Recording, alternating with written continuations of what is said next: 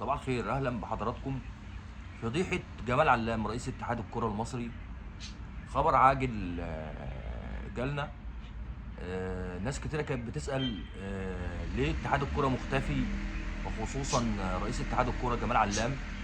في كل الازمات دي الاهلي يطلع بيان ضد الحكام، الزمالك ينسحب من ماتش القمه، المقاولين يطلع بيان عايز يعيد مباراه بيراميدز.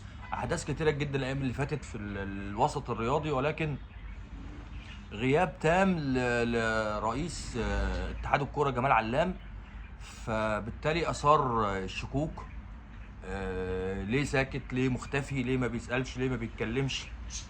ليه ما بيعملش تصريحات زي الاول؟ ليه ما بيظهرش في الاعلام؟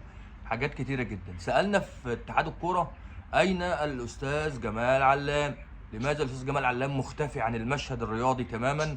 هل واخد تعليمات بانه ما يتكلمش